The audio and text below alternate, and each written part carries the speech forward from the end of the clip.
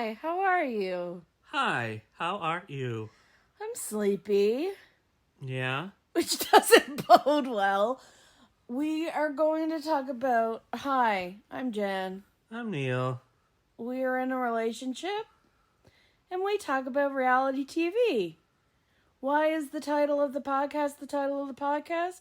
Because I like gummies, edibles, gummies. I don't.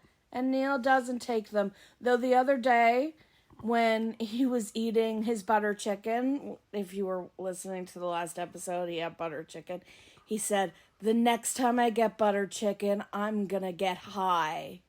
So apparently the butter chicken is so delicious that it's worth experiencing in an altered state. Like, I got a vat of it, and... He says that it was literally just a container. Like, instead of doing, like, a meal that came with rice and everything, he bought his sides at the grocery store and just did, like, a family size of just the sauce and chicken. Which ended up being a mistake, because I added the rice to the Tupperware that the butter chicken came in, and it just absorbed all the liquid, and so you didn't get to do what? I didn't get to drink it.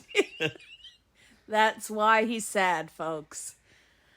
We're back. What are we talking about? Can you guys guess? Well, you've probably already read the title. Didn't you already say Love Island? Yeah, but then I realized we hadn't introduced ourselves yet. So we're talking about Love Island. Love Island. That's the theme song that's the real theme song. Episodes 19, so when they bring everyone back from Casa, and then episode 20. We're just started episode 20. Let's reflect on... So basically they did the same thing they did with the Doors, except... Stop. First, okay. they spent the entire 1 hour and 20-minute episode on the... Casa Villa recoupling. The entire one, and it wasn't even through text. Ariana was there. They had the host. And she was in like a fire gold outfit with slits like up and down the whole dress. I really liked this look. I took a sleepy time gummy yesterday when we watched that. So like the details are fuzzy. Yeah, I mean there was really only one big shocker. Like, TJ and Iris just sat down together, and I'm like, hey, they're not in a couple. And Neal's like, yeah, they are. But someone else chose her, right? No. Someone else definitely had her name down. JD? Isn't that why he was single? Not JD. CJ. Zach. No, JD. What? No. Who'd he pick? Which one was JD? The nondescript guy that no one chose. Zach. Not Zach with a K, Zach with a C. No! There was another black guy besides Chris. He was shorter and less attractive, and no one paid attention to him. I swear to God. He picked... 3 people did not pick Iris. Okay, well then who's the other person who picked Iris? Oh, Zach. Boring Zach. Yes, nondescript white male. Okay. Number 2. Well, you don't remember it any better than I do. So this is going to be a disaster. And we're sure as hell not watching it again. Because again, the whole episode we were just standing in a circle. She was probably one of the first frickin' ones. I don't know. She was in the middle. So it worked like the Doors, except instead of Doors, you had to write a name down. Stupid. You had to have the same name written down as the person you chose, or you were not a couple. Wait. I'm gonna kill you. No, like one of them, I think it was them. Like the first one took forever because it was explaining everything. And then the second one, they just like breezed through without like having any suspense or anything. And then the third one is another one where they like went through everything. So I'm pretty sure it was this one. Well, then that explains a lot. They really glossed over TJ and Iris. He was coupled up with Vanna, who did not get chosen. Right. Yes. Did she pick him? She had his name written down. Or did she even? I don't... See, we're talking about the uninteresting people. Let's just there's move too on. many. There were too many people. So Sierra and Nick choose each other, obviously. Right. Elan obviously picked Sierra. Yes. More on him later. Is he still here? More on him later. Oops. So basically all the people that weren't picked, male and female, got in groups and they saved one from each. And Elan, he was the one saved. So he was not chosen by anyone, but he was saved. And then, okay, so we're jumping all over the place now. So Shelley and Ace pick each other. To the surprise of no one. Right. So the girl who picks Ace, Coco, she's at risk. She does go home. She was too good to be a Casa girl. Again, we'll get into the voting, who they save later, because there's some stuff to talk about there. Yes, Ace and Shelley, nobody thought they weren't going to be together. And Chris didn't even choose Shelley. So, like, Chris chose Hudda. Yeah. I think there is a spark there. I actually kind of think they're a good match, Hudda and Chris. Because he's level-headed. He seems very mature. Imagine being 6'8" and also mature. But they're not going to work. Well, okay. He wants to go live overseas. She's not going to move her daughter overseas. Like... Oh, good point. There's no, I'm sorry. But I hate to use this word because this is the word they use and everyone gets so like, oh, tee-hee, little old me. But like, he seems genuinely intrigued by her. Yes. Like, I think she is winning him over with her personality.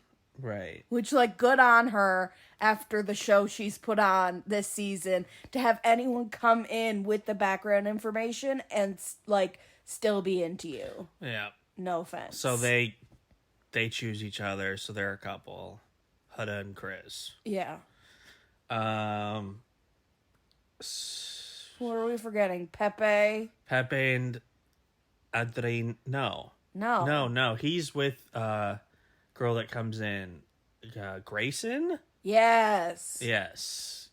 Adrina is... So we don't care about that. Right. She's with the guy that she met in Casa. They pick each other. And so we don't care about that either. And, like, they're not even shown. Like, literally, they get 0 screen time other than the 2 seconds when they pick each other. Again, which is why this season doesn't work. Yeah. Because love or hate the drama, there is no one to cheer for right now, couple-wise. Yes. Like, who do you want? If it was up to America, whose pocket would you put money in right now for being the best couple? Reddit says give it to charity. Nobody deserves it. I'm gonna pee in my pants. Give it to charity is so that good. should probably be the title of the episode. Give it to charity. Or give the money to charity. Who's left? We haven't talked about Amaya Papaya and Zach with a K. Here's the thing. I like him. I think he's also really mature. Neal tells me, based on what he's read on Reddit, and we haven't finished this episode, that Zach with a K is basically done with her this episode. So I was telling Jen, this is not the show for her. She's not going to find a guy that can handle her on this type of show. No. And she deserves a lot. And she really is. I'm glad she's turned into, like, a fan favorite. Because I hate that Ace ruined her experience. He was so mean about her and to her. So then we get to the main attraction. It's Taylor and Olandria and Clark. Both step up to the center. Let's reveal all the names. So Olandria and Clark reveal that they have Taylor written down. Who does Taylor have written on his board? Clark. Amaya being a true girl's girl who wears her heart on her sleeve is like, Taylor, what the fuck? Like, she is in shock. I'm glad. I know it's a little bit like, I bet some guys watching that are like, oh, this is so uncouth right now of the girls to be like making comments. I think you gotta make those snide comments under your breath to show Elandria that you are Team Elandria. Like, I would feel so supported if my girls were being like, what the fuck? Oh yeah, You put But Taylor it also- in his place. but it also like He's been it sucks to be the girl that he picks obviously, but because like if you don't pick her, she's going home. yeah, but you're stringing along this girl for 3 weeks. You jump ship, no problem. Well, it's also her fault for not realizing it. Victim blaming is crazy. How many times have I said he deserves to go home? She's not trying or putting in the effort on the show either. They both should go home. Taylor is the real villain of the show, and you clocked it from like the beginning. Yes, he jumped ship like that when she showed any kind of physical attention to him. And he was mean. Like at the beginning of last episode, when she was like, you know, we don't even have a handshake together yet. She's like, I don't have a handshake with anyone. And he's like, well, maybe you're just not liked.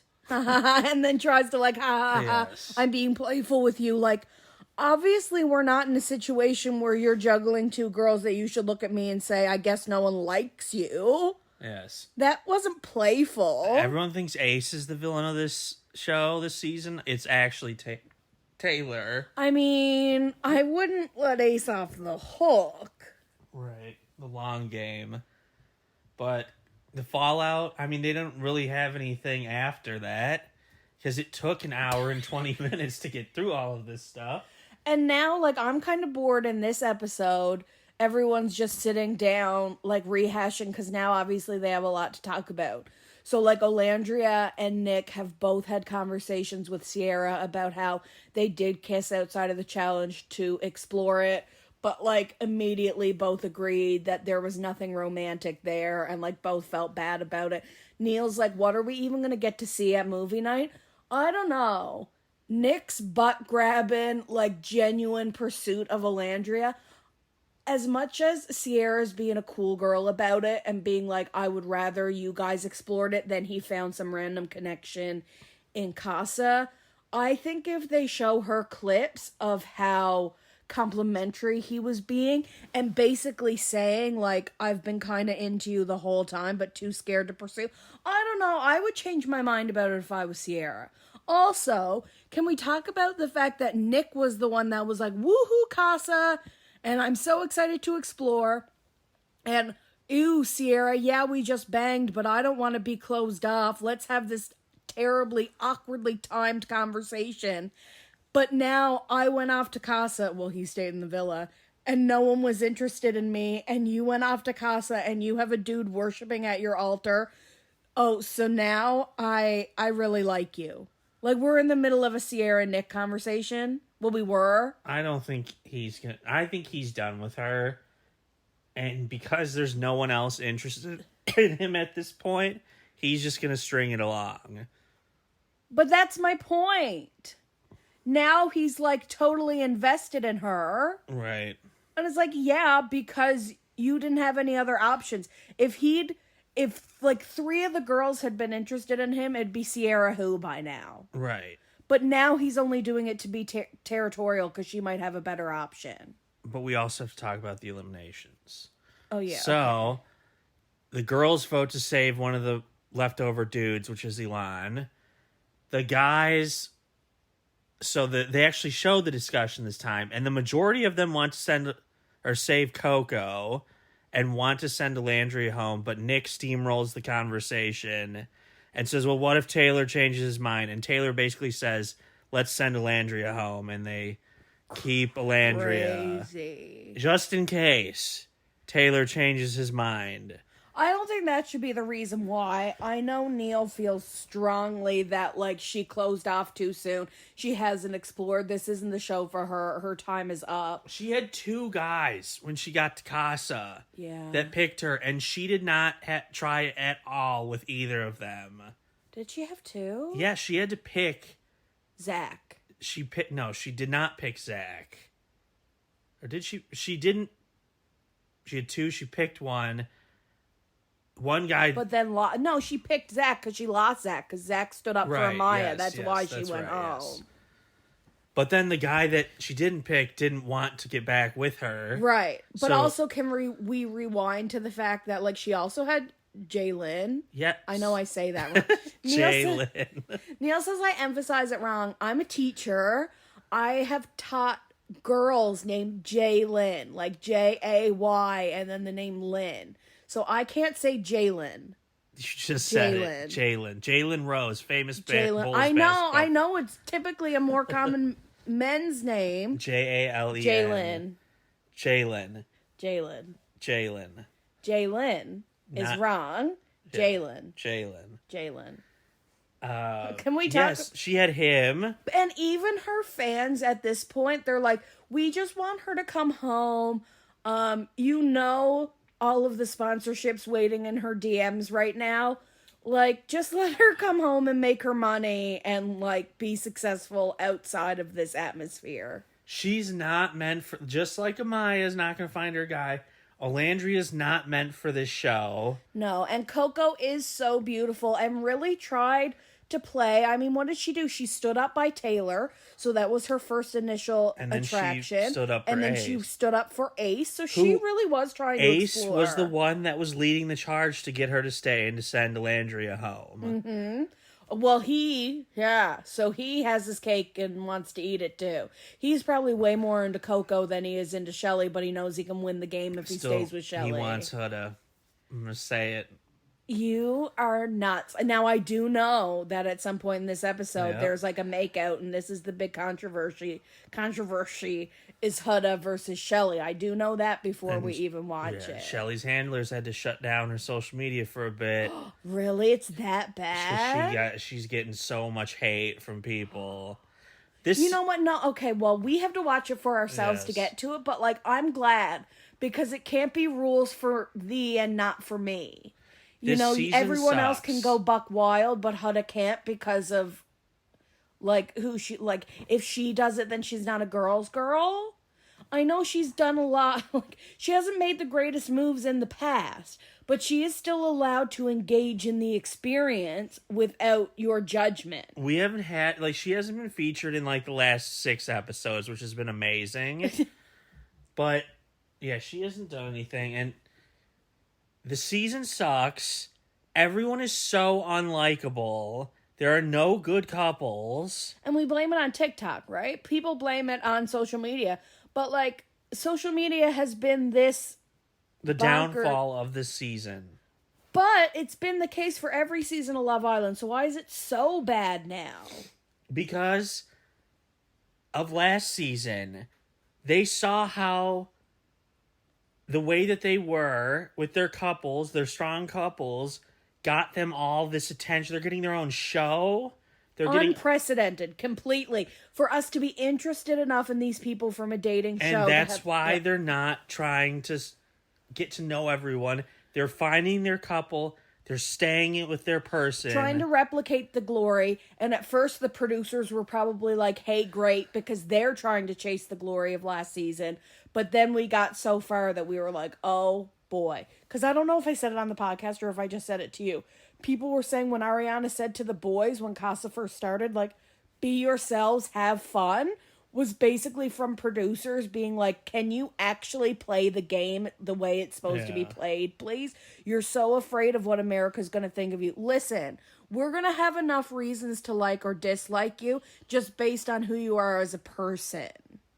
Right. And this season is so much worse than last season. Again, there's going to be nothing on the movie night. We haven't even seen half of the couples this season. There's just way too many people now, too. Yes, they're just not shown.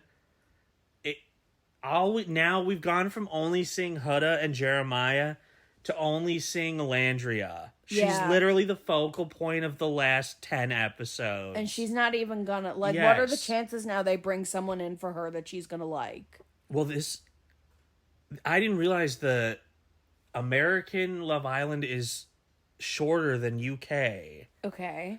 UK is the 6-week one, and America's 4. Oh, okay. So we are nearing the end. So yes, that's why I guess Casa is shorter in America than it is in the UK, if there is a Casa. This is the thing. Neal is always bringing up, like, oh, this is so different. I'm like, you watched one other season.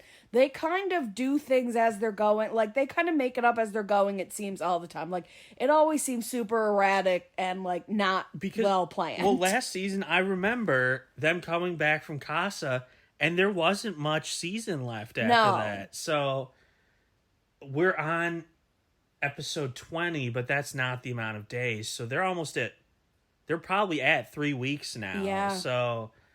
I think it goes to like 30 something episodes. We probably have like 10 episodes left. We're in the last quarter. So how many bombshells? Like, you're not going to break the couples up at this point. No. So it's going to be the Alandria Taylor Clark show. Yeah. Even though, like, he has made his decision as Alandria, to me, I would be fully walking away. I mean, no matter what my feelings are, I'm embarrassed by you, and if you've embarrassed me, I can't come back from that. Yeah. I mean, I think in this episode, she probably still gets... after this episode, I think next episode, she's done with him. Are we another episode behind? Like, is there another episode after this one that we can watch? Wait. I don't know. I'm confused, too. Let's go watch the heart rate challenge, and then we'll be back at the end of the episode. In typical fashion... In typical fashion, we are not finished the episode. But in the last 10 minutes, I've been enlightened in so many ways. Number one, there are so many goddamn people in this house. We didn't even talk about the fact that Austin and Jaden are coupled up. I don't think she's into him at all. I think she had no choice once she saw how locked in Nick was with Sierra. See, there are just too many people for there even to be a bombshell that could fix things. I'm like, oh, well, maybe Jaden, if another guy comes in who she's interested in. It's too late. Go home, I random think they're people. counting on the amount of people here to just hold over until the end of the season. That's boring as heck. Okay, that's number one. Number two, I had read about this, and I'm trying to remember. Maybe I'll get Neal to Google it. I'm trying to remember the code words they used for sex last season. Was it movie related? Was it just literally baseball? No, you can't use the bases because everyone would know. This season, it's journey. Yeah. And so Sierra's telling Iris about her journey with Nick the night before and how they both stopped for food and then ended at a waterfall. I thought that was very well done. Oh, last season it was something so stupid. Look, you gotta look it up. Okay, so we are currently in a conversation with Sierra and Iris. Sierra just told Iris about how Nick and Alandria... Should we turn off the fan? Do you think they can hear the fan? It's fine. Okay. We are very warm, so Neal's like, it is fine. How Nick and Alandria explored and made out. And Iris is like, good for you for not feeling some type of way. But I love Iris. She's so blunt. She's like, what do you mean you made out? You were inside of me, you freak. And it's like, yeah, so you have sex with Sierra and then go explore with her best friend? Nick, he will flirt with a brick wall. He's not good dudes. He and Taylor, who Taylor, by the way, says, I would still be open to exploring Alandria. Just stop. At this point, it's not exploring. We've been here 3 weeks. Ace, Nick, and Taylor called themselves the Three Musketeers. Worst musketeers ever. Boo to all three of them. Yeah. Can you not find it? It was stupid. This is UK. No, it was definitely Leanne Robb's season, because I can, like, picture the word they said, but I can't hear it in my mind. Yeah, I can't find it. Okay. I do know that Sierra and Nick... So, like, Iris is making Sierra second guess whether she should care. And Iris is so right. Like, she's like me. She overthinks things. So she's like, what do you mean they're sitting up at Toll side? soul ties and what? Just look at each other and like, oh, we should explore this, and then start eating each other's face. It's true. Like, how do you initiate a makeout with someone you've been around for 3 weeks? There had to be some sort of like spark or flirt or something there. She's making Sierra second guess. Now I definitely think it's going to be part of the movie night. I still do agree with Neal though that we are like sparse for clips. There's literally no other. Alandria would see Taylor kissing, but she already knew. Like, right. Everyone already knows everything. It's not like with Kayla and Aaron. Fog. Right. Like, nothing happened because Casa, again, they ruined Casa.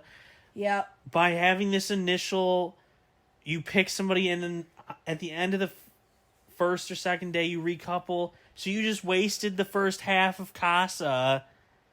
It's just... Okay, we're gonna get to the heart rate challenge. I usually really enjoy this one because people go out of their comfort zones. I think there's also a Nick Sierra date that I'm probably just gonna ignore and Candy Crush through. This episode is the longest episode. We're only 33 minutes through an hour and 20, but it feels like we've been watching forever because nothing is happening and I'm sick of it. People are like, then why are you podcasting about it?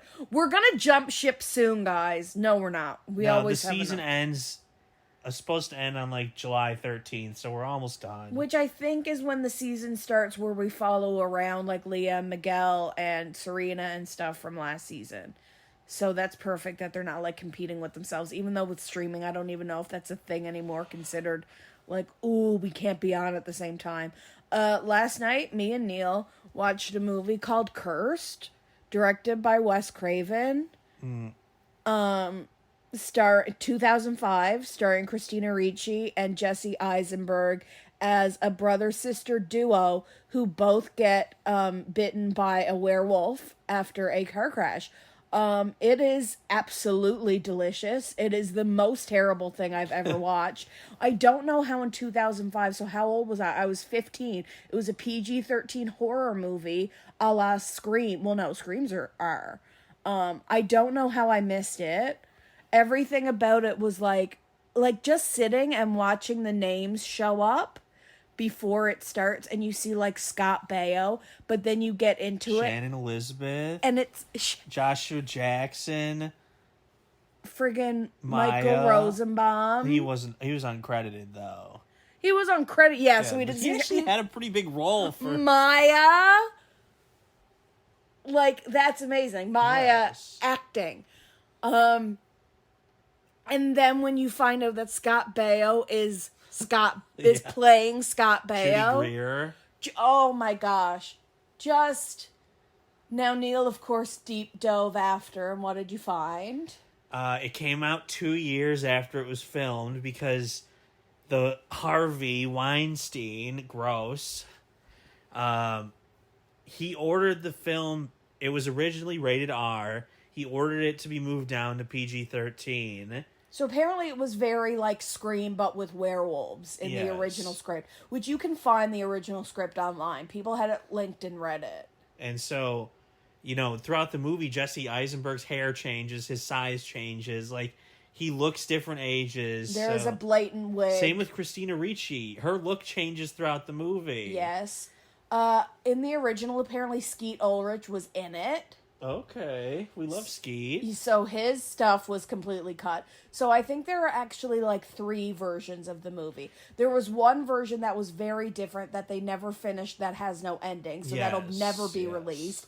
And then the like R-rated version that they had to completely shred to pieces. Which is surprising because the Scream movies are all rated R. And did great. And it's Wes, just trust Wes. Yes. So that... Was it a different time by 2005 that we needed... When did Scream 3 come out?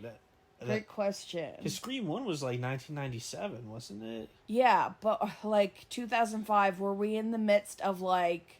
2000 for Scream. Okay, so that, 5 years is probably long enough for trends to change. When did the first Final Destination come out, and what was it rated? We haven't seen the new one, by the way. I am dying to. 2000. On the dot, that's what I thought. And what was it rated?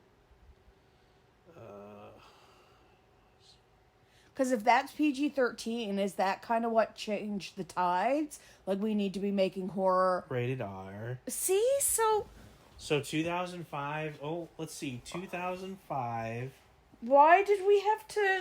horror movies. 2004 horror movies. Dawn of the Dead, Saw. So hello, our movies were bigger than Grudge. ever.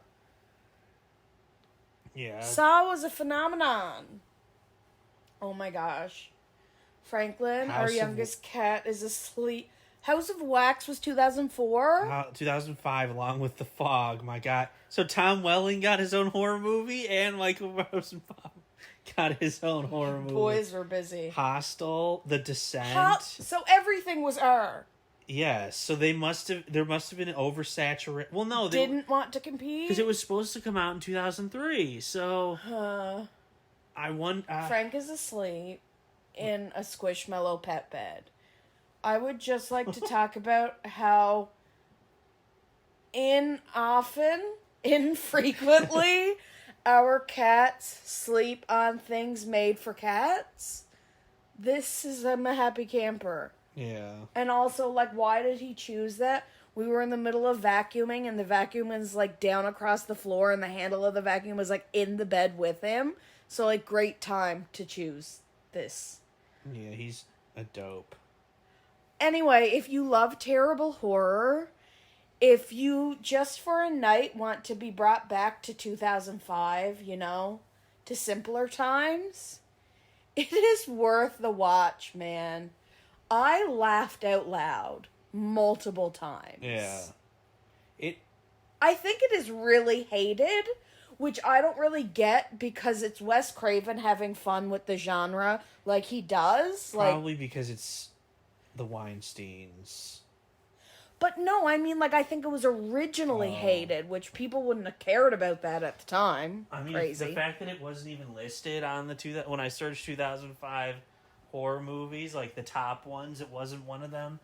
I think it was just people had horror fatigue that year from all the good ones and were like, what is this what is werewolf this shit? now comedy horror werewolf? Like, werewolf movies aren't popular. True, they never... A big one came out and we haven't even wanted to watch it yet.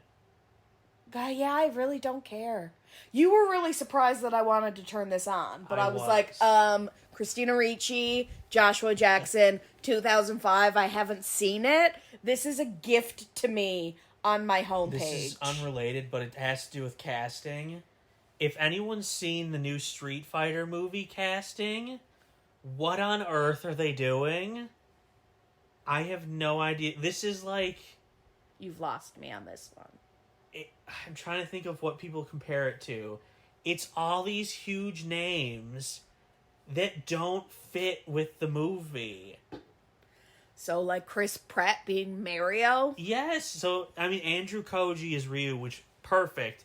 Other than him, 50 Cent is playing Balrog, a boxer bodyguard. Kind of makes perfect sense to me, but okay. I don't know enough about Street Fighter to be offended or thrilled about any of this. They just cast David Dahl. Oh my gosh, I forgot to say his last name. Dalstokmakian, whatever. Great horror movie guy. He was in The Dark Knight. He's now M. Bison, which he doesn't fit that at all. They made a country singer, Vega, who's like this masked acrobatic, Rumors are out again that Taylor Swift is going to be Dazzler in the MCU. Is she going to be voice Dazzler or actually play Dazzler? Play Dazzler. Well, maybe she'll be in Doomsday. Okay, we're going to go back to Love Island. Don't expect us to come back and talk about Sierra and Nick's date. I'm going to nap through that so that I'll have some energy for the heart rate challenge. We're not coming back until the end. I cannot not finish this episode. It sucks so much. The Lord be with you. And also with you. I can't believe we haven't finished this episode yet. I begged her. Guys. Double standard Shelly over here. Oh, we are like not in the midst of the drama at all. We are just at the moment where it happened. So I was wondering what all the controversy was. During Huda and Chris's turn, they take Shelly and Chris to the front and full on like straddle them and make out. Shelly feels immediately disrespected by Huda. I made Neal pause because the editing between Ace's "it's just a game" look and Taylor hiding and Taylor's look, then Ace's look, then Taylor's look, then Ace's look. Okay, here's the thing. Shelly can't be mad because on her turn, she went back for seconds with Chris, who she's still, quote-unquote, exploring. So not only can she not be mad at Ace, but she also can't be mad at Huda because technically that's Huda's man. Right. Then number 2, it only makes sense for Huda to choose Ace because Chris is going to choose Shelly. That's the point. That was the logical person for Chris to pick, so Huda chose Shelly's partner. Now, here's why I think there are so many looks. And I don't know whether or not we're going to get into this, but fine, Neal. What have you been saying since the beginning of the season? What? Jesus Christ. Be in this with me. What have I been saying? About Ace. That he's the villain? He and Shelly have known each other? No! No. That he secretly has wanted Huda from the beginning. You have said that as he's talked shit about her, as he's shown, as he hasn't even talked to her. You've said it through everything. There's obviously something to it, the way everyone's looking around, number 1. Or number 2, Ace must have had a really obvious boner or something, because everyone has a real shit-eating grin on their face. Like, what Huda did is so much worse when we've basically been witnessing an orgy for the past 10 minutes. Shelly literally went back for seconds to make out with Chris. Am I missing something? We're feeling disrespected by her? Now it's not funny anymore? And now she's being assaulted. Ace and Shelly 3-way kissed Amaya. Ace freaking hates Amaya. If anyone should be feeling disrespected, it's Maya being used to get heart rates up. Yeah. Which, are they only doing that now because, did we talk about this? That we think that the bombshell / Casa people came in and gave them some, insight from the outside world? I 100% think that. But did we talk about it on the podcast yet? No. Cassie went live. She's from a couple other seasons of the US one. She said that happened on her season. One of the bombshells came in and talked about how her moment of calling Leo a "see you next Tuesday" when he didn't choose her, or during a challenge. At some point she calls him a "see you next Tuesday" and it goes viral. And once he tells people that Cassie's viral, she says they start treating her really differently.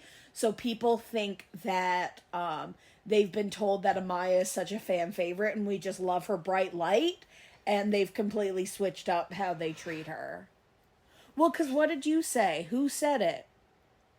Coco said that who was the nicest. She's been doing interviews. Vanna said. Yeah. Huda and Amaya were the nicest to her. Yeah. Because the other girls are too much and Shelly was not. She was the not nicest. Right.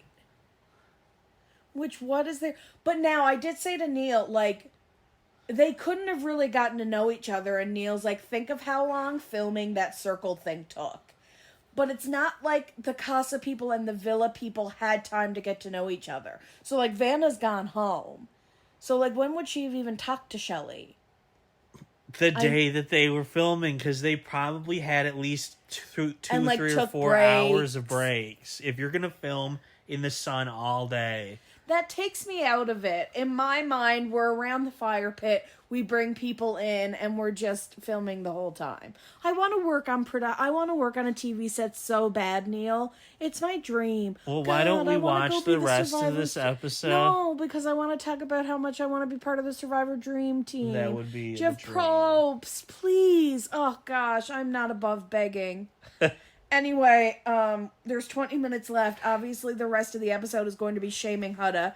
I'm wrong. Nick and Sierra's date is not this episode, which means we are another episode behind because I've seen like a screenshot from their date, which means, yeah, tomorrow or like the episode we haven't caught up on, if it's a dates episode, ugh.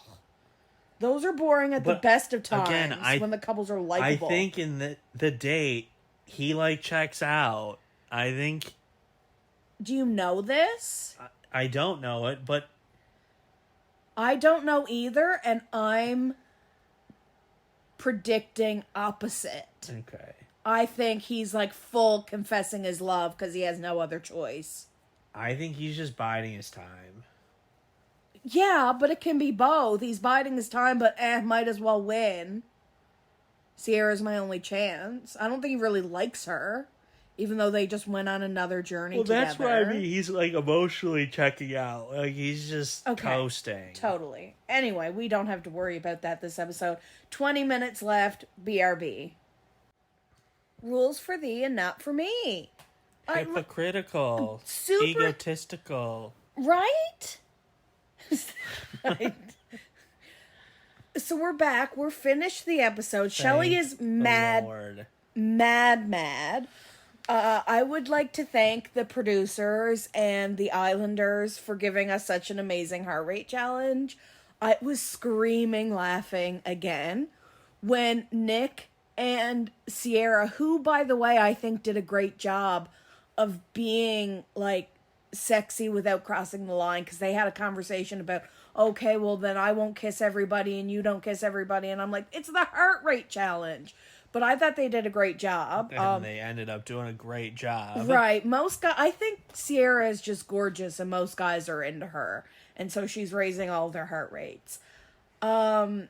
I love that they took Iris up to the front, and Sierra's like, Iris is my girl, this is my dream throuple, and Nick chimes in, me too. You wish, buddy. You wish. Yeah, so Huda, I just, okay. So when Shelley says, you know, me and Chris were finished and we were watching as she's still grinding on him, she turns around, grinds her ass on him and in his face. She's like, Shelley's like, the heart is already raised. What do you want him to do? Die? Like, she's mad. And if this is genuinely why she's mad, then fine. I can see the point that she feels Huda took it too far. I can especially see Shelley's point of view when she talks about how many rules Huda had around Jeremiah and challenges. And don't cross the line and, like, be a girl's girl. She made challenges super boring because no one was supposed to do anything with Jeremiah. And now she's trying to play. But the thing is, she's just trying her best. No, it's different. It's different because Shelley's still exploring, quote unquote, exploring with somebody else. So if it would be different if she was closed off with Ace.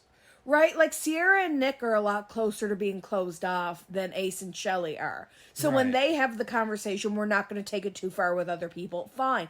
No one, Shelley and Ace did not have that conversation. They didn't find out there was going to be a heart rate challenge and be like, don't cross any lines. Right. And she made out with Chris twice.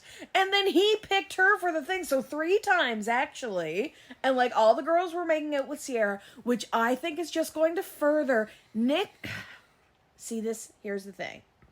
A secure man, and I know I have talked highly about Nick before, but, like, I've lost it for him.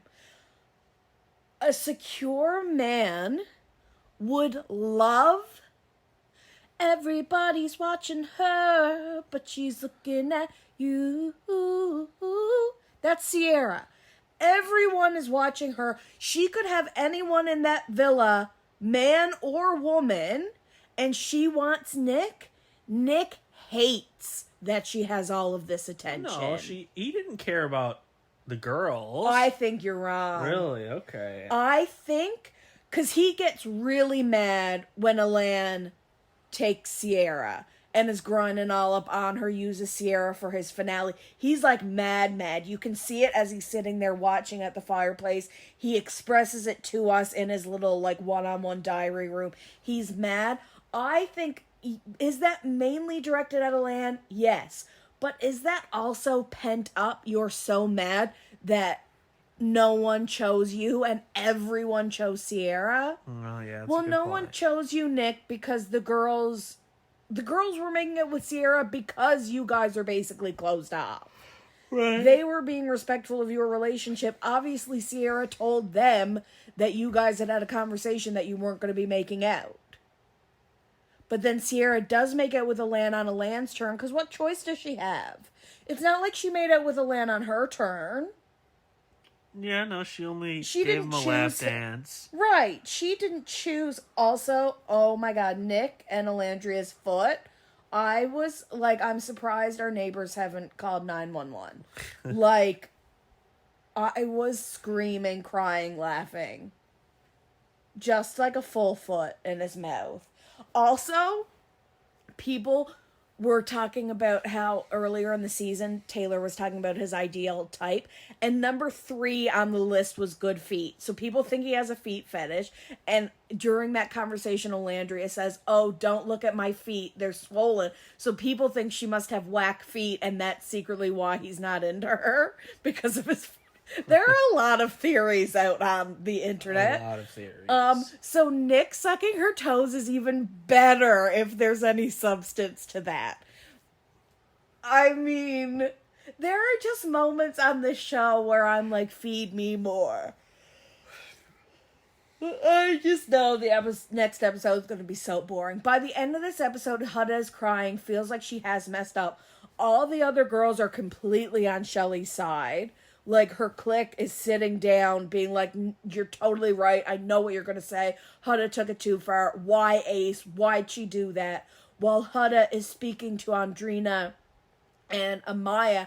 And then as soon as Andrina joins the group, she's like, Huda is saying, I don't know why Shelley would be mad. But, like, she took it too far. Like, immediately makes it clear to Shelley that she's siding with Shelley. Is that really how they feel? Or is she the queen bee of the house? Well, so they think they're on the right side to support Shelley. It's very cliquey this season, and it's the 3 of them who are, again... I know, but I would like to know how they actually feel, you know? Like, if they were sitting down talking to me, or if they were doing a diary room right now, do they really think Huda took it too far, or are they trying to be good friends to Shelley? I think they're trying... Everyone's a yes man this season. Right? Feed the Delulu. Alandria, she is the one that's real in the diary room. That at least tells us the truth. Yes, I feel like she would be maybe not fully like Shelley's crazy, but maybe like 65%. Well, because also she was playing the game too, but she was like, she's single, but I mean, like, she took Taylor up. That's not very nice to Clark. That's not very considerate. Yeah. You were playing the game. You were doing the challenge. I don't know. I think it's misguided. I think there has to be more to it. I think there has to have been secret insecurity about Ace and Huda already. Does this stem from the fact that Shelley and him knew each other, so she feels like extra, like ownership of him? Like, possessive, that's the word they use in a relationship. Like, is she just being super possessive of him because of whatever pre-existing social media relationship they had? That, you know, like, because if you've known someone longer, then you feel like that's more disrespectful, you know? Like, Huda's my girl, Huda's my girl. That only matters as much if you were like, hey, this relationship with Ace really, like, could be something outside of this house. If you've had those conversations with her, then yeah, was she taking it too far by the time she flipped her body around and was still grinding? Like, the reverse cowgirl was maybe a step too far if Shelley has had serious conversations with Huda about Ace. But that's the only credit I'm giving. No. I know you're not giving any credit. Because she wouldn't be exploring with Chris still. True. So, no, anything she says is invalid. Void. Period. Just anything. Even, I still think they have a deal. To win. And this is, the keeping Chris around is like another test. Right. So, again, we say. Because she doesn't blame, you're going to see in this episode, she's not going to blame Ace at all. It's just Huda. But he doesn't even kiss Huda on his turn. Right. So it's not as much his fault. Right. Oh, yeah. But his reaction after, are you allowed to be mad at that he's just giggling and, like, he's cocky over the whole thing. I don't know. Anyway, just give the money to charity. I agree. We'll keep talking about this. We will eventually. We still have an episode of The Devil's Plan to watch. We have to do that soon, yes. We have to do that tomorrow. We have to make a point. Yes. Let's watch it tomorrow. Yes. Okay, that means I get to have a gummy on a Wednesday. Happy Canada Day, friends. It is July 1st as we are filming this. We went out today and got poutine. Mm-hmm. And we got beaver tails for dessert. Well, one beaver tail, and we're both too full of poutine to eat it. Yeah. I'm so sad. It was like $11. Food truck desserts are so overpriced, it's devastating. Right? It had to be $11 because we spent $15. No, it was $10. $4 popcorn and a $10 beaver tail is crazy. Happy Canada Day. Happy Canada Day. We'll see you guys soon.